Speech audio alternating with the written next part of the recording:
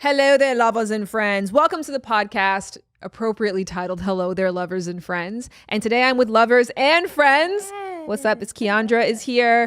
Courtney is here. Deshawn is here. Hi. I have your official intros I'm going to read in a second. But first, can we break down why we're here in the first place? Hello There, Lovers and Friends is a podcast that is designed to speak to the inner relationship and intimacy expert in you, whether it's your sexual relationships, your friendships, or your romantic relationships. I want you to feel empowered to make the right decisions for yourself because you are armed with the tools that help you to do so. Kind of like how the iPhone made everybody a photographer. That's what I'm aiming for with this podcast. Yeah. And in order to accomplish that, it's about bringing unique perspectives and trained perspectives and voices. So you guys are here because I believe you are an authority on this topic, and I respect you and I adore you. I am joined by Keandra Jackson, a licensed marriage and family therapist. Can I get a ooh? She has been seen on the Emmy Award-winning show, The Doctors. She has been recently featured in the New York Times, Vice, Bustle, and the Huffington Post as one of the 10 Black female therapists that you should know. She's also a 3-time author, shitting on my 2-time author. Okay. It's not a competition. And she's an international speaker. Welcome, Keandra. Hey, thank you. I'm also joined by Courtney, who is hypnotically free-spirited with an intoxicating charm. Yes. Also a property manager, also a masseuse. Yes. Also one of the 6 women in the Game of Desire. Absolutely. Hello, Courtney. Hey. And on the far end of the couch is Deshawn, an environmental hot girl solving the California water crisis one drip at a time. Yes, one drip. Yeah. Drip. Deshawn is again one of 6 women who are featured in the Game of Desire, and it's so special for the 2 of you to be here and for you to be here as well too. So today's episode, we are going to talk about Black women being undesired in the dating world. And this is not an opinion. This is based on facts and studies that were done. For example, OkCupid did a review of who were the least swiped upon amongst the different genders, and data showed that most men in the site rated Black women as less attractive than women of other races and ethnicities. Of course, on the flip side of the coin, it's Asian men who were rated less attractive than other races and ethnicities in the male category. In addition, according to the 2018 Motherly State of Motherhood survey, Black mothers are 4 times more likely to be single and serve as the primary breadwinners of their home. So in short, what is it like to date as a Black woman? Interesting, fun, and difficult. It's actually really difficult. I recently swiped on someone and he was like, "Oh, you look a lot like my ex-girlfriend." And I was like, "Okay." And I'm looking at his picture. I'm like, "Okay, you're white." He's like, "Are you down with the swirl?" I was like, honestly, if I swiped. Right. Yes. That is an indication. That's an indication. Mm-hmm. Then the next question I got was, "Do you wear a weave?" And I'm like, is this happening still right now where Beyonce's wearing weaves, where all your celebrities are wearing weaves, all ethnicities are changing? And first of all, most of us have moved on to wigs. That's what I said. And let us be very clear. Weaves, not so much, but braids, crochets, and wigs. And like that. But I just find it so interesting that that's still like a question that's stereotypically put on us. Like, is that your hair? Mm-hmm. Like, why is that a thing? And I'm like, there's so many ways you have to try to answer that or disarm it or like reroute that question to like get the ball back in your court and be like, okay, this is where we're going with the conversation. We're not going here. So do you feel like even though there's a yes that happened because you guys both swiped right and so there's the yes that happens, mm-hmm. they're still treating you like a maybe? Yes, absolutely. Absolutely. Because the other comment that I got when I actually did go on a date, which turned out to be all right, was, "You're actually more kinder than I thought you would be," or you're actually more intelligent than I thought, even though you didn't go to college. And I was like, wait, huh? Is that a compliment or is that a backhanded compliment? And that's like what like is happening during a first impression is you're having to almost check yourself too and saying, did this person really just say this to me? And then still try to get to know this person and see if they are a possible mate. I will say for me, it's more on the difficult side because I feel like I do get a lot of matches, but then it's just like it never like propels to the next step, and it's just difficult to get those dates in general.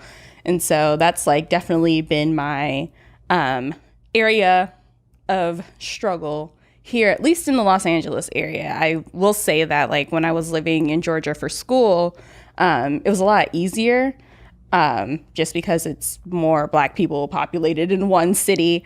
But yeah, it's just getting to that date to even try and see if you have built a connection or see if you, want to pursue a relationship, because I can't get a first date, let alone the second one. And that is extremely frustrating. Yeah. I think, first of all, that statistics makes me really sad. Like, and I almost took it personal. I'm like, excuse me? How could you not? You should. Absolutely. But I take into consideration what the narrative everyone else has and use that to my advantage. So be it if you think that we're less desirable, I want you to think that. Or if it's like, oh no, you are desirable, I want you to think that. I want to have the upper hand because I'm going to counter and like obliterate what you think. That's my whole mission. It's like, even if it's saying, oh, you're not desired, I can play into that. No. I want you to think I'm less than you, because I'm going to show you better than I can tell you. But I want to know. Like, Really? maybe I just love stats and just information like that, but I need to know, like, what's going on out here in these streets. But partially for the same reason that you do, because it's like, I'm about to freaking obliterate your whole life. I feel like it just go beyond, you know? As a Black woman, I just feel like I'm constantly underestimated. Yeah. Over and over and over again, and it has definitely worked to my advantage in that method. Whether that's in school, whether that's with men, whether that's with conversation, I'm constantly underestimated. So yeah. Do you experience direct racism in the dating world? Have you? I know, Courtney, you've had experiences before that I could quote for you, but I'll let you talk for yourself. But have you experienced that from people before, wherein that it's not even implied that perhaps it's because I'm a Black woman, I'm experiencing this, or I'm not getting the response I want? They've literally said something to make that clear. I dated someone that I was going natural, wearing my hair in a natural state, and I was we were getting ready to go to something harmless like the movies, where it's dark. Doesn't matter what my hair looks like. We're going here for a movie. And he literally said, well, can you put your white girl hair on? Referring to a weave or a wig. And I was like, no, this is what I like. And like to hear someone that I was kind of dating in a relationship with say these things, that you're trying to force a standard upon me and not accepting me for who I am, was very self-deprecating. Yeah. It made me think twice about what my worth was, because my hair was in a certain way, or I was loud as a Black woman. And I'm like, this is who I am. And it sucks, because it's like, you're not only being rejected by the outside people, but when you do date people who get closer, they do slide those little notions in there in those comments of like, are you sure you like this about yourself? Like, oh, I wish you were lighter skinned, or I wish you had. Have you had someone literally say that to you before? Like that I was lighter toned? Yes. Yeah. Like verbatim, somebody has I wish said. it's like, wow, you would probably look a little bit better lighter tone. I probably would. What's nuts is because your complexion is it's an even most striking feature. Perfect. It's like, thank you. Utterly amazing. Thank you. Deshawn, have you ever experienced overt racism before in dating? I will say not particularly overt, or not anything similar to what Courtney has experienced. I think my thing is more so calling out some sort of perceived proximity to whiteness, because a lot of people look at me and the first question, this even happened to me yesterday. I was at a bar and a guy was like, so what are you mixed with? And I was like, we've been communicating this whole time. I was like, I'm not mixed with anything. Mom's Black, dad's Black. That's it. Like, that's all I've got for you. It's like Mississippi and West Virginia in American history. Like, that's it. But it's not the first time that I've heard that or anything. And I'm just like, so is that what attracts you to me? Is that like perceived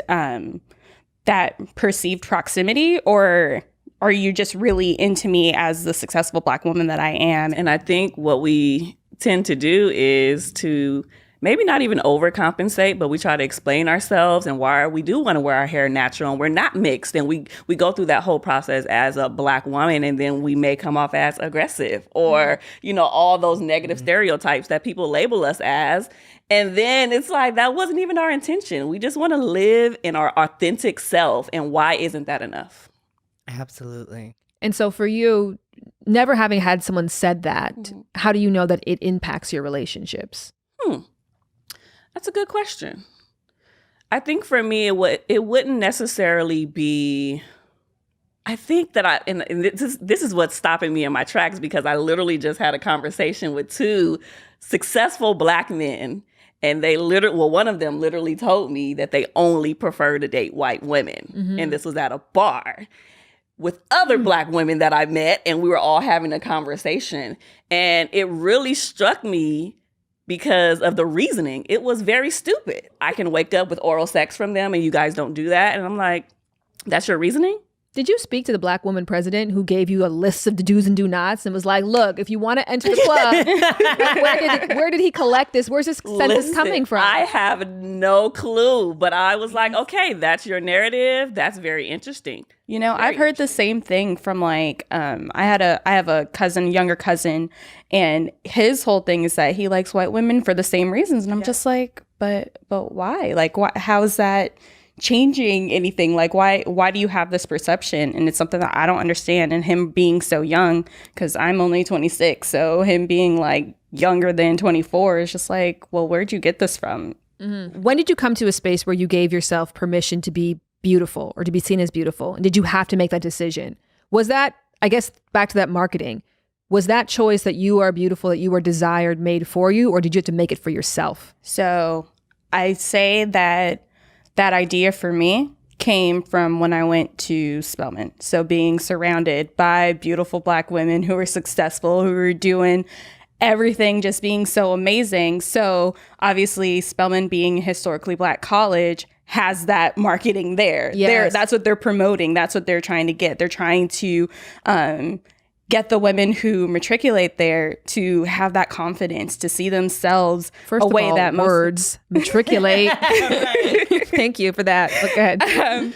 Who just see themselves and follow kind of in the footsteps of the women who came before. But it wasn't until I was surrounded by beautiful Black women who were working for Goldman Sachs and me working for NASA and my friends, like all of us having these like really amazing jobs and being in these amazing places all together, and then studying, because I was a math major, so seeing only Black faces, Black women faces, and then we would all get dressed and go to the club and being like, yes. It wasn't there, growing up. So I know it took until 18, 19, 20 to like really get into that mindset of you are beautiful. Because when I was in the predominantly white schools, I wasn't desirable. I wasn't, what all of my peers were looking for. They were looking for white women. They were looking for Latino women. So when I went to high school and I was one of the only predominantly African-American women, it was a culture shock for me. That's where I learned so many different cultures, right? And I knew that I was unique then, because back then I wasn't about the natural hair. I was like, I need my straight hair. I need to blend in as much as possible. Even before getting there. I knew that I needed to blend in. This memory always sticks in my mind of like, I had a crush on the same person from senior kindergarten all the way up. Like, and I'm to looking a for you to point, switch a little bit. It was consistent. And to the point that like I knew where he lived. And to this day, I think if someone said my name to him, we've never had a conversation, because I never even acknowledged it's possible he could like me. And I remember there was this like list that came out of all the people that he liked, and all the girls were passing around like his list, like, oh, Devin's list. Shout out to Devin. Devin's list came out. Devin wish he had that. Yeah. And I was like, oh, can I see it? And this girl turns to me and she was like, why do you care? Not like you're ever going to be on it. And it was just that thing of like, why would I be on this list? And I accepted that as normal. And it wasn't until BET came out, which then my vision, the light-skinned girl, was constantly positioned as sexy, was constantly positioned as attractive, that I was able to start switching that narrative for myself. And in some ways that led to some damaging decisions because I only saw myself objectified. But in other ways, it also gave me permission out there in the world to walk around like I'm shiny. Like, look at me, I'm shiny. I could be on that list. So I'm curious for you guys, was there a moment for you where you had to be like, no, I'm on the list? It was actually when I met with you, like just knowing and instilling that value. It's like, Court, you're great. And I'm like, she might be right. She might be right. Let me just take control basically and say, all right, I'm going to talk to whoever I decide, because I know my conversation's great. I know a lot about different topics. So it was having someone quiet that doubt that we all have and just say, no, you're fine, go do it. And the rewards are beneficial, because any room I walk into, I can be my goofy, loud, or quiet self, but you're going to love talking to me. You're going to love that experience with me. And I can do that with an 82-year-old war veteran, or I can do that with a 2-year-old toddler that's just trying to walk and crawl. It's a different type of power and control that you have, but you do have to take it. Well, sometimes people don't even know that you have low self-esteem or you're doubting yourself if you just show up and show up in that energy anyway, right? Like, just think about, like, you stand in the line to get in at the club, right? You know your name ain't on the list, but you go up to the front and you be like, check the list. No, check it again. Yes. And then he'll be like, okay, well, go ahead. You and your friends go ahead and come on in. You know what I mean? It's like, it's because you had enough guts to go up there and be like, sir, let me in this door. I deserve to be here. Everybody else in the line gonna be hating, but it don't matter. But hot girls always walk up to the front of the line. Always. And they have confidence to do it, right? It's the other ones that's like, oh, I don't know if we gonna get in, girl. Those are the ones that never get in. But you know what? It be them ugly girls you do sometimes see come to the front of the line and get in. Like, wait a minute now, if she look like that, how did that confidence? That confidence that works. But it's got her. You're like, no, wait a minute, how did she get in and I did? That's what self-esteem looks like. Someone else. I don't think we even recognize the fact that our expectations, our internal expectations, are so easily read out loud. And so if you don't expect, and that's why I say to people, like, the physical appearance, there was a study, right, where this girl didn't get a mirror. She wasn't allowed to look at herself for 2 days. And for one day she went out and they're like, you're not wearing any makeup, your hair's not done, just go out there into the world. And then the next day they had a makeup artist that did her makeup, but there was actually no makeup. She was just brushing nothing on her skin. And they asked her about the differences in her experiences. She's like, the next day I was treated better. People were kinder to me. And it wasn't. It was just her expectation to be. She expected to be treated better. She expected to be liked. She expected to be looked at. So she treated herself as such. And so that also, I think, has a lot to do with it. Yeah, that's true. Agreed. And then that's what I was going to say. I was going to say the inner narrative, because we're already expecting different races to be like, nah, I'm cool on her, but that's not the truth. But I do want to acknowledge that there are truly a whole group of people, Black men and women, who are just all about that Black love. Absolutely. And that's just all, and that's just it. They like, I want blackity black babies, and that's just the way it's gonna be. Absolutely. And that's fine too, right? We're not saying that that's not okay, but we have to be aware of all aspects of it. Absolutely. I'm like, look, I'm just saying, French fries can be fried a different way. Yes. French fries gonna be a French seasoned a different way. And seasoned a different way. There was this study by PEW Research Center that said that newlywed Black men are twice as likely as newlywed Black women to be intermarried. So if does that make sense to you guys, that stat? Yeah. Okay, good.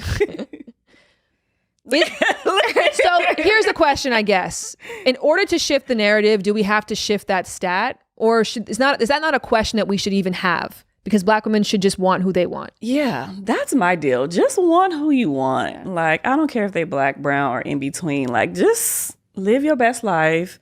And the whole goal is to find your person.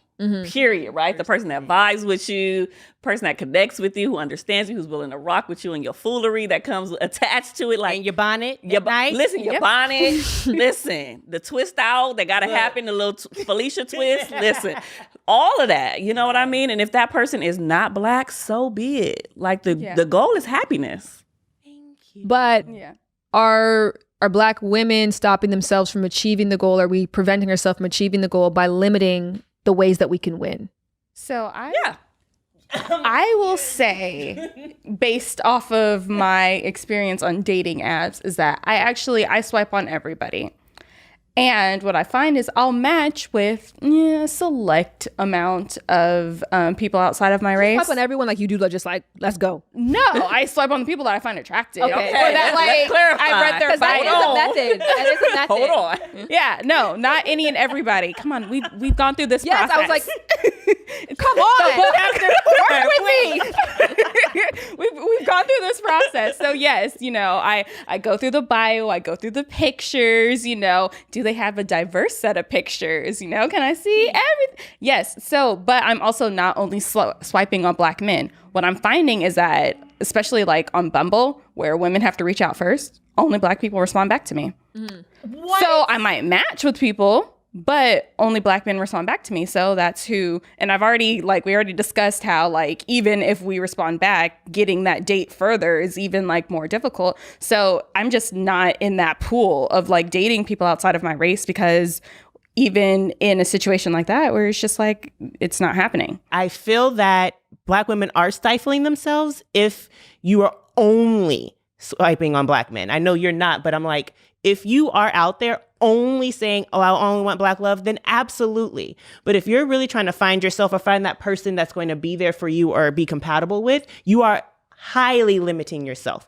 Because even, who's not to say, if you're swiping on all these ethnicities and you do swipe on a Black person, you have a great conversation, then so be it. But what if that person's an Indian person? Or what if that person's Pacific Islander? It doesn't matter. The compatibility has nothing to do with the shell that's on our bodies. Like, that's nothing. So I love when Asian guys, and that's what's crazy. You said the stat of like, it's low Asian men. Like, she like, baby, not over here. This is Issa Rae's thing. Issa Rae got in trouble for saying that Black women and Asian men should get together. Let me tell you, the best like self-discovery I've had in myself, and even conversations and activities, have all been with Asian men. Mm-hmm. Like, it kind of blew my mind. I'm like, wait a minute.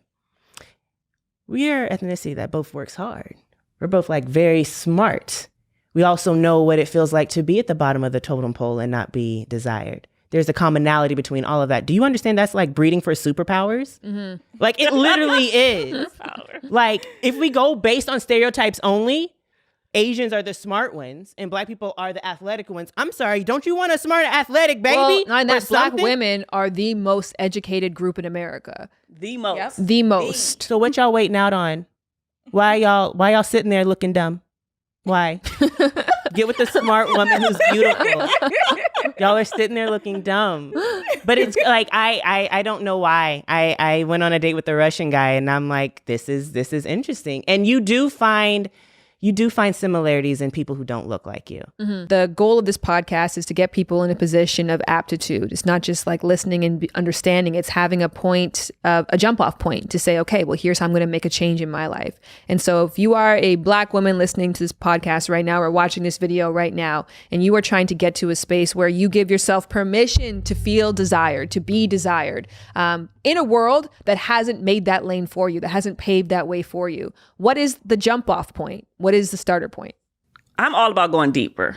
So because I'm a therapist, I want to go back and explore all of the different scenarios and maybe even your upbringing where you felt like you were unwanted, right? Because I really do believe that a lot of the stuff that we experience come from our upbringing, whether that's good, bad, or indifferent. Even with dating and how we do a relationship is what we saw or didn't see with our parents and all of that stuff. So I would take it all the way back and say, like, let's explore some of those times where you felt like you weren't wanted. What did that look like? Mm-hmm. And then more than likely, we're going to make a current connection with that. I'll say circling back to like identifying those things that make you awesome and like repeating them to yourself. So if somebody was like, I feel like I'm not wanted, I'd just be like, well, do you want you? And what do you want about you? Like, what is awesome? Think about those things that like make you happy, your closest friends. What do they love about you? Mm-hmm. And if you're repeating those things to yourself and you're going out in public, you're like, yeah, I have something to offer. I have these things because this is what I love about myself. And this is what those who are closest to me love about me too. If I had to do a call of action into what would be desirable, is it might be because I'm from the South and our Southern hospitality is always that charm. And I've kind of narrowed it down to just speaking. Mm-hmm. Literally, people who are desired and who gravitate to people are people who just say, hey, how are you? Good morning.